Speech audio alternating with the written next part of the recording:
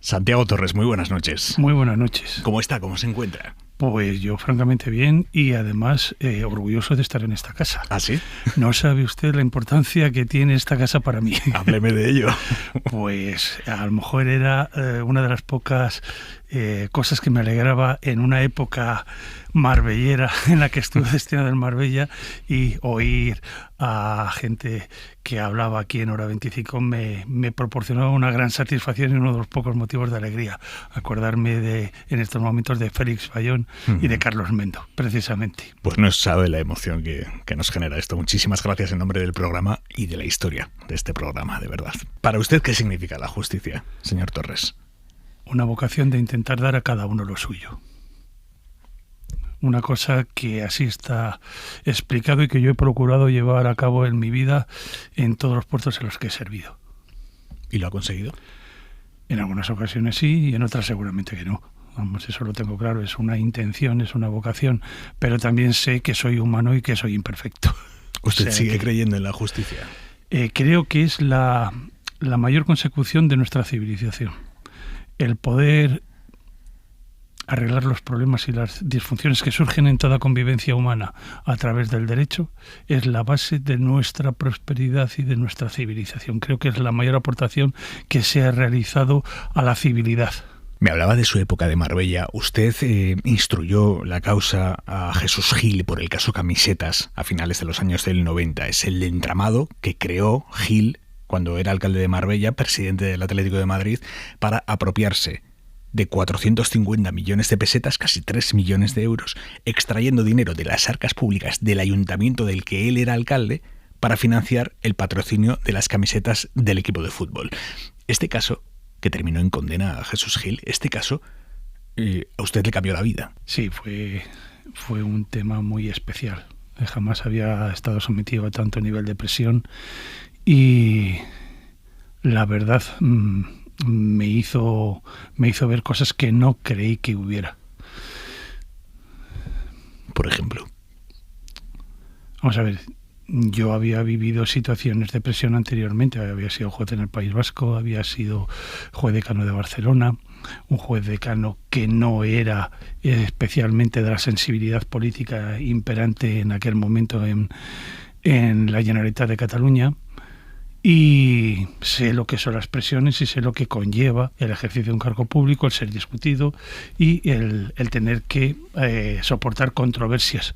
Pero hasta el nivel que lo viví, no solamente yo, sino también mi familia, pues no lo había vivido nunca. Y me hizo ver una cosa, que el pueblo más pequeño como Nueva York. Explíquese. Que las presiones en un sitio pequeño son mucho más cerradas y son mucho más peligrosas. ¿Cómo le llegan las presiones a un juez? Hombre, de todas las formas, en el coche te colocan un pasquín del ayuntamiento poniéndote de ladrón, de prevaricador, de tal. Te lo encuentras en el periódico municipal que se repartía gratuitamente, con cómo miraban para otro lado o cruzaban o quitaban los ojos para no cruzarnos los ojos gente que trabajaba en los juzgados, que no me dirigían la palabra, por otro lado. ¿Cómo contarle? El hecho de estar sometido a seguimiento constantemente de la policía municipal. ¿Y su familia? Terrible. Había una pareja de señores, un señor y una señora, que se colocaban a las 8 de la mañana en la farola de enfrente de la cocina de mi casa y allí estaban todo el día, salvo cuando salía mi mujer, que empezaban a seguirla 2 metros por detrás de ella, para llevar a los niños al colegio, para ir a comprar el pan, y que se viera ostentoriamente, que estaban siendo seguidos. O sea, ni siquiera no era un espionaje, era una amenaza, una coacción. Era que se supiera que todo lo que se hiciera iba a ser visto y seguido. Eso no lo he vuelto a ver en ningún caso. Y he llevado casos importantes. Pero como eso no lo he vuelto a vivir. ¿Quién era Jesús Gil? Pues una de las personas más inteligentes que he conocido. Un perfecto actor. Y no se llevó el Goya. Qué pena. Era una persona inteligente, sabía perfectamente el negocio al que se dedicaba, lo conocía perfectamente. El único problema que tuvo probablemente fue el dejarse llevar más allá de donde le convenía ir por los asesores que tenía, que le habían dado unas seguridades que solamente podían estar en la cabeza de esos señores, o con otras responsabilidades que mirasen para otro lado continuamente, pero no es previsible que eso pueda suceder permanentemente a lo largo del tiempo.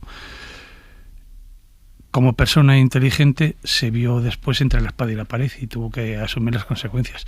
Él y su familia también, que curiosamente quedó también implicada en todos esos temas y tuvieron que dar explicaciones, de las cuales supieron salir posteriormente, porque el único que quedó afectado fue Jesús Gil, y afectado por la por la inhabilitación y posteriormente las condenas del caso Saqueo, que afectaron económicamente directamente a la familia. En cuanto se les condenó a devolver al Ayuntamiento de Marbella, quiero recordar que unos 110 millones de euros o algo por el estilo. ¿Él por qué o cómo se explica que actuara con semejante impunidad?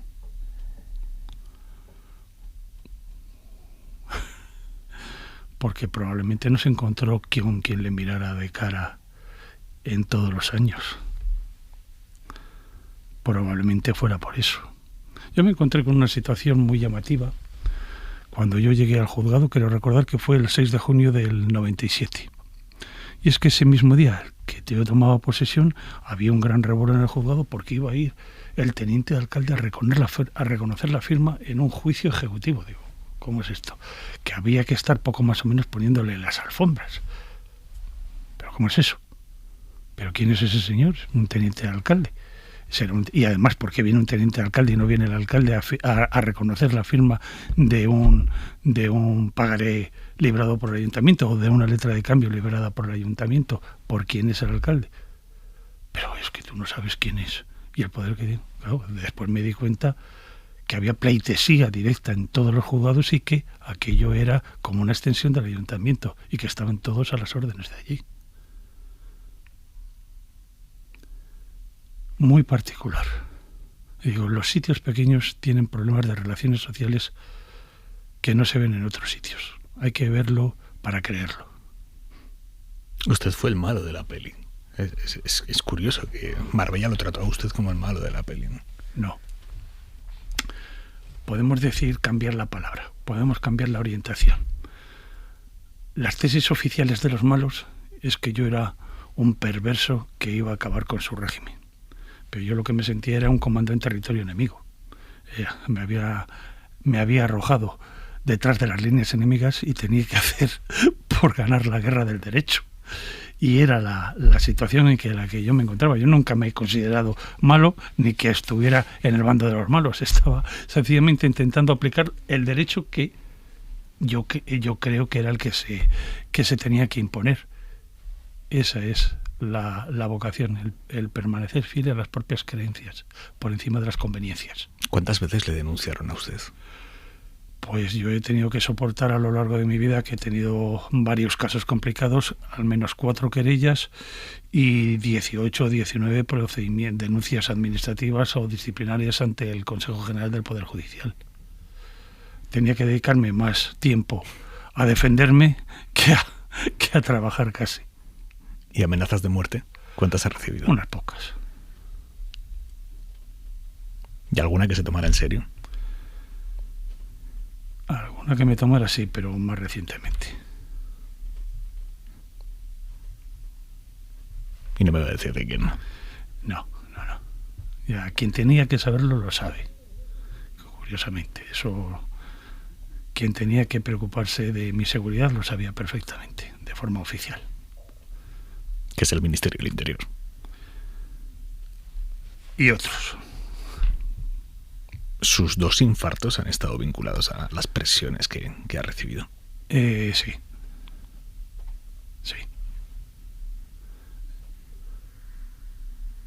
Es duro eso, ¿eh? No. Es el compromiso de la vocación. Es sencillamente que yo estaba dispuesto precisamente a cumplir el deber hasta las últimas consecuencias. Es decir, lo que había que hacer por encima de la conveniencia. Y esa es una de las pruebas. A mí me hubiera convenido a lo mejor mirar para otro lado. Seguramente hubiera sido mucho más feliz. ¿Estuvo tentado alguna vez a hacerlo? No, el problema es que por esa vía ha sido imposible. Por la vía de intentarme forzar por las malas nunca lo han conseguido. Y una vez ya conseguida la inhabilitación, se empezaron a acercar para ofrecerme por el lado amable. El que si me gustaba una cosa, tenerlo por centuplicado, el conseguir otras historias. Y uy, vámonos de aquí, que esto no es un sitio decente. ¿En España se compran jueces? Hombre, yo he conocido unos cuantos casos. En Marbella, alguno de mis sucesores ha sido condenado por haber sido comprado. ¿Hay cosa más triste? No es triste, es muy peligroso. Vamos a ver, considero que un juez es la última frontera de los derechos de los ciudadanos. Es la última frontera. Es el bisturí que utiliza el derecho para defender a los ciudadanos. Si el bisturí está contaminado, está infectado, lo único que sirve es para transmitir más enfermedades. Es un peligro, no es tristeza. Hay que eliminar a todos los casos de corrupción del mundo judicial. Y hay. Lo que pasa es que tenemos un sistema que no permite precisamente la depuración de esos casos. ¿Por qué? Porque se ha confundido la defensa de la independencia judicial con el control de los conflictos de intereses, el control de los ingresos y del régimen de vida, y con el hecho de que no se puede investigar a un juez si no es en virtud de una querella, y solamente se puede poner una querella si es viable en el caso de que se tengan datos objetivos. Y son muy pocos casos los que saltan así. Hay pocos sistemas de control directamente del problema de la corrupción en el mundo judicial. ¿Cómo puede ser en un país en el que tan garantista que la justicia funciona por siempre haber una instancia superior? Quiere decir, llegará un momento en el que no se pueda comprar a quien tenga que tomar la decisión sobre el caso de uno. Vamos a ver. El tema del régimen de recursos es un tema de garantías. Lo que sucede es que el tema de las garantías está también en función de lo que es la carrera judicial. Y el que empieza en un juzgado de distrito, como era mi caso, que yo empecé en un juzgado de distrito, puede acabar en la sala primera del Tribunal Supremo, no es mi caso. Y por tanto que pueden seguir toda la escala de la carrera judicial en base a nombramientos y que tengan distintas responsabilidades en cada momento. Si hay una vena de corrupción, el problema es de que empieza desde abajo hasta arriba, a lo largo de toda la carrera. El problema es que a lo mejor no hemos pensado en quién guarda o quién vigila al guardador. Y ese a lo mejor es un problema. Está hablando del Consejo General del Poder Judicial. Es que creo que hemos visto que el Consejo General del Poder Judicial es uno de los grandes fracasos de la democracia española. Es una de las cuestiones que probablemente haya que replantearse en cómo está diseñado, en cómo funciona y cuál es su estructura, porque de momento es un fracaso. ¿Hay jueces impartiendo justicia que no están en condiciones de impartir justicia? Pues probable. Yo conozco unos cuantos casos que han tenido que ser apartados primero por problemas de salud mental y otros por razones de incompatibilidades económicas. Yo he conocido unos cuantos casos. Entonces, lo triste es que no haya un sistema de control previo, preventivo, que evite precisamente todos esos casos, que evidentemente todos los jueces estarían encantados, porque el 99% de los jueces son gente responsable que hacen de la aplicación del derecho su vocación y que pretenden sencillamente, pues lo mismo que he pretendido yo, dar a cada uno de los suyos según los términos del derecho que no dictan ellos, sino que viene dictado ya por el Parlamento. Eso lo tengo claro. Habría mucha más seguridad, con más garantías precisamente frente a la corrupción del mundo judicial. ¿Qué es más difícil o a quién es más difícil encausar en España? ¿A un político corrupto, a un empresario corrupto o al crimen organizado? Bueno, nuestro sistema ya lo he dicho en más de una ocasión, es un sistema de robaperas y robagallinas. No está preparado para el crimen organizado, bajo ningún concepto. Se puede llevar algún caso, pero con un coste extraordinario y dejándose muchas cosas en el camino. Es imposible. Nuestro sistema es un sistema de la época de la carreta. Es de 1882. Está basado sobre un sistema, además, que es el del juez de instrucción y de la instrucción del sumario de forma escrita. ¿Por qué razón? Porque era la única garantía en una situación de una España con muchas lagunas de analfabetismo, con muchas lagunas también de coordinación y de consistencia jurídica. Este sistema judicial está sobrepasado y no se acomoda a las necesidades criminológicas actuales, ni por supuesto lo que tiene que ver con la globalización de los comportamientos delictivos, ni sobre todo con el tema de la transnacionalización de todas las dinámicas delictivas. Es una cosa clara, vale para robaperas y robagallinas, al que se le puede pillar fácilmente por los sistemas de guardia y prevención del Ministerio del Interior. Aquel que va por la calle, que rompe un parabrisas, sí, o un escaparate y que puede llevarse el radiocassette o puede llevarse el hurto de lo que hay en un centro comercial. Está pensado para eso, ni más ni menos. Y una cuestión de que sean delitos flagrantes que se acaben inmediatamente. Delitos más complicados, los delitos económicos. Pues francamente he de decir que hay pocos especialistas de temas de delitos económicos. No está preparado todavía esto para llevar el sistema judicial español, para llevar grandes delitos económicos con complejidades como son las que se refleja la vida económica de las sociedades multinacionales que operan en una pluralidad de países. A un criminal que saca el dinero de España, se lo lleva a Londres, de ahí a las Caimán, de ahí a las Seychelles y termina en Jersey, ¿a ese criminal nunca lo vamos a poder empurar? Vamos a ver, es que yo me he encontrado con casos de intentar ejecutar embargos de barcos que están abanderados en San Martín y Holanda se ha negado. Por ejemplo, es que hay muchas vías de escape a través de los paraísos fiscales. Esa es una de las cuestiones que se plantean. He tenido que llevar muchos temas internacionales, he podido hacer muchas cosas a nivel internacional cuando ha habido verdadera cooperación judicial. He tenido que ir unas cuantas veces a Eurojust para intentar coordinarme o con fiscales o con jueces de instrucción del resto de Europa, pero hay casos a los que no se va a llegar prácticamente nunca. Por ejemplo, las operativas también de Malta. Dentro de la Unión Europea, es brutal eso. Por hablar solo de la Unión Europea. Claro. Por hablar solo de la Unión Europea. Los carruseles del IVA. ¿Cuánto nos ha costado acabar con los carruseles del IVA? ¿Qué son los carruseles del IVA? Pues operativas de defraudación del IVA, de que se compran productos en, por ejemplo, coches en Alemania, se compran por una empresa denominada trucha, de realidad ficticia, que posteriormente aquí en España se lo vende a otro, que es quien definitivamente lo vende. Y lo vende con una rebaja de todo el IVA de ese vehículo, porque quien tenía que haber declarado el IVA es una sociedad ficticia que al final resulta que va a desaparecer en un año porque se la utiliza durante un periodo hasta que es detectada por los grupos de Hacienda. Entonces esa es un carrusel del IVA. La venta aquí en España con defraudación del IVA. Y esos son lo que se denominan carruseles del IVA. ¿Cómo gestiona usted la frustración? Con mucha calma, con mucha paciencia.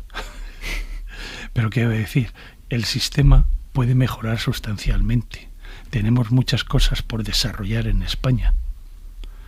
Tenemos cuestiones que nos han indicado, inclusive desde Europa, que tenemos que desarrollar, que tenemos que modificar. Yo me acuerdo en esto, por ejemplo, a mí me pidió el Ministerio de Justicia que acudiera a Estrasburgo a intentar defender con otros jueces que nuestro sistema se acomodaba en lo que era la lucha contra la corrupción a las prevenciones, por ejemplo, de la Convención Europea Anticorrupción, que España no había ratificado y no había desarrollado. Fue la que posteriormente se desarrolló en el año 2010 con la modificación del Código Penal e introducir, por ejemplo, la responsabilidad de las personas jurídicas. Pero una de las cuestiones que nos planteaba precisamente Europa es, en tema de financiación de partidos políticos, oiga, ¿por qué no están integradas los presupuestos de las agrupaciones locales con el resto de los presupuestos de los partidos? Porque evidentemente se había detectado que una parte fundamental de los problemas de corrupción estaban vinculados al urbanismo, que es una competencia municipal, la concesión de licencias. Y ahí lo que se producía es que no llegaban las noticias a los órganos de fiscalización de todo el dinero que se movía a nivel local. Y hay cosas similares, por ejemplo, que ha costado mucho ir desarrollando e ir implementando. Y eso sigue siendo así. El urbanismo en España sigue siendo una ciénaga. ¿Eh? El urbanismo en España sigue siendo una ciénaga.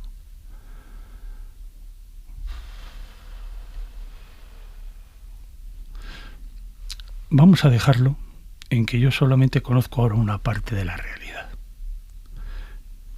Vamos a dejarlo en que probablemente tenemos un problema de descoordinación muy importante y que el tema del urbanismo quizás merecería repensarse porque tiene mucho que ver con cuestiones más globales como es la crisis climática y el entorno ecológico. Por ejemplo, vamos a poner un ejemplo, una cuenca fluvial, en donde hay un río que baja de una montaña y va a dar al mar. En esa cuenca fluvial intervienen o atraviesa a lo mejor 4 o 5 términos municipales con 4 o 5 ayuntamientos distintos, y cada uno con competencias de urbanismo. ¿Cuántas veces nos ha producido el hecho de que se concedan licencias para construir, por ejemplo, dentro de lo que es el área de influencia de ese cauce? ¿Y qué es lo que ha significado? Grandes desastres posteriormente, porque se han concedido licencias para construir por donde en algún momento, a lo largo de los años, va a venir una riada.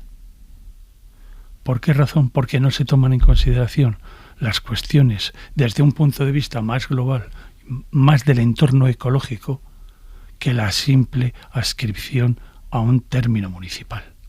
Hay cuestiones que hay que decidirlas en un ámbito superior al municipal. Y eso es un problema muy serio.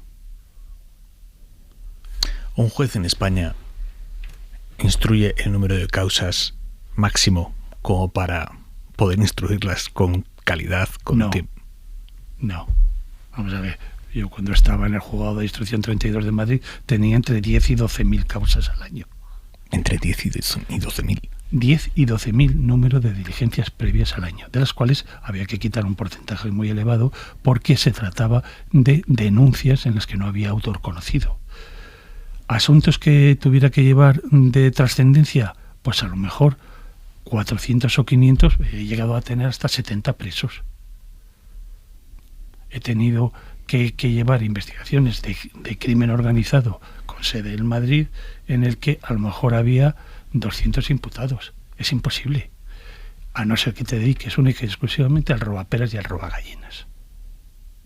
Y no entres a indagar en lo que es el verdadero problema de la criminalidad organizada y sobre todo el blanqueo de capitales, porque gran parte de los delitos importantes solamente se explican porque permiten una continuidad de aprovechamientos económicos. Si no existe oportunidad de aprovechamiento económico del delito, el delito es esporádico. Es el blanqueo la base de la lucha contra el gran delito. ¿Hay algún país en el que nos podamos fijar a la hora de mejorar nuestros procedimientos para luchar contra el tráfico organizado, el crimen organizado? Lo tenemos muy cerca a Gran Bretaña. ¿Qué hacen ellos que no hagamos nosotros? Ser más prácticos, no ser tan formalistas. y tener jueces con verdadero respeto social. ¿Ser más prácticos implica ser menos garantistas? No, al revés. Los jueces son la garantía de los derechos de todos. Yo siempre he dicho que de mayor quería ser inglés. Es una cuestión sencillamente de que son algunos de los profesionales más respetados del mundo. ¿Por qué razón? Primero, porque han sabido mantener su independencia por encima de todo. En segundo lugar, porque no les gobierna nadie. Solo deben respeto a Su Majestad el Rey y a su conciencia. Y probablemente sean de los mejores jueces del mundo. Además, crean derecho, porque siguen el sistema del case law y siguen el sistema no de los códigos al estilo continental, aunque el mundo va cambiando y tienen también sus leyes y sus normas, pero el prestigio de la judicatura británica es infinitamente superior al que podemos tener nosotros. ¿Cuánto pesa la conciencia de un juez en su ejercicio de la justicia? Hombre, para mí era básico. Es la regla moral de conducta del juez. Para mí era la cuestión básica, algo que no me cabía en la conciencia. Bueno, vamos a poner, primer grado, la ley. Segundo grado, la conciencia de hacer solamente lo que manda la ley. Que no tiene por qué coincidir con la conciencia propia. Hombre, es que ahí está la profesionalidad del juez. Claro. El que se guarda sus creencias para sí mismo, porque lo que tiene que aplicar no son sus creencias, sino la ley. Y ahí hay una cuestión también que tiene que ver con la humildad. Yo siempre he procurado aprender de los que saben más. Yo no soy ningún genio, yo me he dedicado simplemente a estudiar y a provocar, pero siempre he reconocido a algunos que son muy buenos y que sabían más que yo y que lo ponían en sus resoluciones. Ha habido grandes magistrados que nos han enseñado a todos los demás a hacerlo, y estudiando precisamente a esos es como sabemos lo que dice la ley. Ahora que ya no está en la judicatura y que la ve desde el mundo de la abogacía, ¿qué ve de los jueces que no supiera antes, que desde dentro no veía? Yo antes tenía una porción de vista muy parcial, porque solamente veía los 10 o 12 mil casos que me venían. Pero ahora veo casos en Pontevedra, en Barcelona, en Almería, en Málaga, en Madrid, en Guadalajara. Veo un panorama más amplio, tengo una visión cenital un poco más importante y estoy viendo una cuestión que me preocupa. El desánimo de muchos jueces porque están cansados ya de soportar encima de sus esfuerzos la marcha de una justicia que cada vez funciona peor y a la que nadie se atreve a poner. Una de las cosas que yo discrepo precisamente con muchos antiguos compañeros míos es el tema del nombramiento de Félix Bolaños como ministro de Justicia. ¿A usted qué le parece? Porque es el primer peso político pesado que hay desde Mújica, desde el año 88. El único peso pesado. Todos los anteriores ministros de Justicia han sido un gran fracaso. Tenemos pendiente de desarrollar todavía la Ley Orgánica del Poder Judicial y la Ley de Planta desde el año 2003. Nadie se ha atrevido a gestionar la desaparición de los juzgados y la transformación en tribunales de instancia. Nadie se ha atrevido a plantear las cuestiones relativas a si necesitamos juzgados de lo mercantil o tenemos que volverlo a recuperar para los tribunales de instancia y repartirlo entre todos los jueces de primera instancia. Nadie se ha planteado el tema de si tienen que desaparecer los juzgados de instrucción e inclusive los presuntos o posibles o hipotéticos tribunales de garantía para que existan solamente tribunales de instancia de lo penal. Nadie se ha planteado todavía si no hay que redimensionar al Tribunal Supremo para que se dedique únicamente a lo que debe ser un unificador de doctrina legal y no estarles machacando a celebrar terceras instancias de juicios todos los días. Y nadie se ha planteado el tema de la jurisdicción contenciosa y cómo tiene que, si tiene que ser mantenida en estos términos para plantearse directamente el hecho de que haya una jurisdicción para los órganos de gobierno y otra para todas las demás administraciones. Y por último, nadie se ha planteado la cuestión relativa a la creación de RPTs del personal de los juzgados, a la creación al sometimiento del funcionariado de la Administración de Justicia a las normas generales de la función pública, a la mayor preparación que tienen ahora siempre en la formación los funcionarios de la función pública general de la Administración Central del Estado y, sobre todo, la integración dentro de los tribunales de instancia de aquellas funciones auxiliares que resultan necesarios: economistas, auditores, peritos médicos de mayor amplitud, peritos de ingeniería, peritos de arquitectura, que estaban pensados en la Ley Orgánica del Poder Judicial, pero que nunca se han desarrollado. Y por último,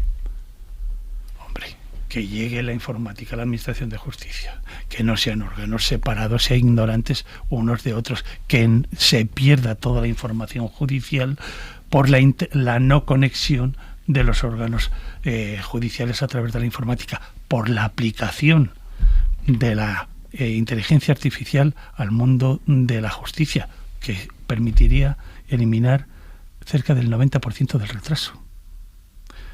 No hace falta interponer personas que den a una tecla. Si tienes una inteligencia artificial que cuando se presenta una demanda ya sabe lo que hay que hacer con la demanda, la manda a ser emplazada, a que se realice el emplazamiento a la parte demandada en el mismo día que se recibe, y lo envía al servicio de datos de comunicación para que le llegue al demandado inmediatamente y que pueda defenderse. Y cuando llegue la contestación del demandado, que ya tenga previsto todos los calendarios y haga el señalamiento inmediatamente. No tiene que... Eso lo podría hacer la inteligencia artificial, ¿eh? Bueno, pero es que la inteligencia artificial en el resto de los países civilizados está para mucho más.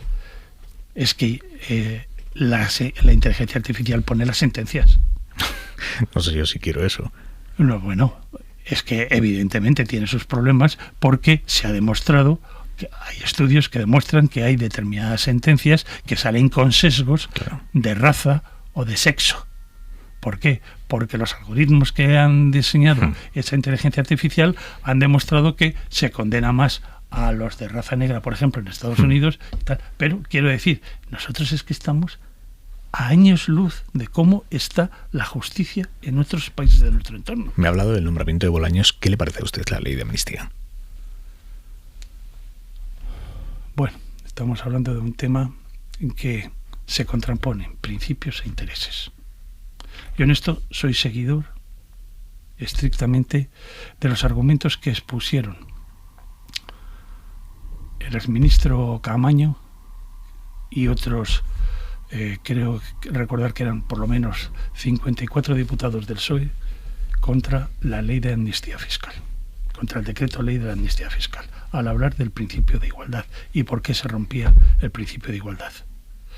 Estamos hablando de que una cosa son los principios y otra cosa son los intereses. El tema de los principios no ha cambiado, absolutamente. Si cambian los principios es que no lo son. Son otra cosa, pero no serán principios. Y el principio del derecho a la igualdad es básico. ¿Por qué razón se considera que no tiene que haber acción penal contra unas personas que puedan haber cometido determinados hechos que estaban definidos como delito en la ley? ¿Por qué se establece ese privilegio para esas personas y no para todos los demás? Ese camino permitiría, por ejemplo, que hechos violentos que se pueden producir precisamente ahora en las protestas contra la ley de amnistía puedan ser amnistiados cuando cambie el gobierno, cuando haya otra mayoría diferente. Estamos abriendo un melón muy peligroso. Es el fin del principio de la igualdad, y sin el derecho a la igualdad nos hemos cargado la democracia. Es que estamos legitimando precisamente aquellos mismos actos que fueron perseguidos por ser ilícitos. Por ejemplo, las protestas delante de la sede del PSOE. Es que es una cuestión muy peligrosa y por eso digo que se contraponen lo que son los principios a lo que son los intereses. Se contrapone la defensa del derecho a la igualdad al tenemos que hacer de la necesidad virtud. Y por ahí no paso. Y esto no es una cuestión de izquierda o de derecha. porque hay gente de izquierda que está diciendo exactamente lo mismo. Y lo que decía el PSOE por escrito y que ha dado lugar precisamente a recursos de inconstitucionalidad. Y que está recogido y plasmado y escrito. Señor Torres, habrá mucha gente que se esté preguntando, joder, un tipo que habla con tanta pasión acerca de la judicatura, ¿por qué dejó de ser juez? Pues en un principio porque vi que podía hacer más cosas desde fuera de la judicatura. Y lo estoy viendo, efectivamente. Y porque además considero que hay que poner esta experiencia en valor, pero para otras finalidades. Por ejemplo, todavía no he empezado con ello, pero yo considero que el ejercicio de la judicatura y el ejercicio de la política tienen que ser absolutamente incompatibles. No me vale la trampa de la excedencia o de los servicios especiales. El juez tiene que dedicarse a poner sentencias. Desde el momento que deja de poner sentencias, ya no es juez, será otra cosa. Y si considera que el ser juez es ser un funcionario que puede ir y volver sin contaminarse, estoy en completo desacuerdo. Por ejemplo, la libertad de poder recuperar la capacidad de hablar y de pensar. De pensar siempre se guarda, pero la de hablar es otra historia. Yeah. Porque el juez debe pensar mucho lo que habla, lo que dice y lo que comenta fuera de sus providencias, autos y sentencias. Es ahí por donde tiene que hablar el juez. Todo lo demás son cuestiones que se exceden de la función del juez. Tienen que ser otros. Y eso lo digo porque yo he tenido que ser representante de jueces. Fui en su día juez decano de Barcelona y yo era el representante de los jueces ante la sociedad. Y era yo el que tenía que hablar. Y era yo el que tenía que tocar los temas importantes que se llevaban en los juzgados ante los medios de comunicación, porque consideraba que el juez que lleva el caso no puede hablar. Y realmente es una necesidad social que la gente confíe en sus jueces y que confíe en lo que se hace y tenga un conocimiento real y objetivo de lo que está pasando hasta en los juzgados de instrucción. Porque generalmente, si no es así, resulta que la información estaría en poder de las partes, sería una información parcial e interesada. Yeah. Entonces, yo sé, y estoy convencido de ello, de que es un mal que los jueces se tengan que manifestar políticamente. Ahí tienen que ser otros los que lo hagan.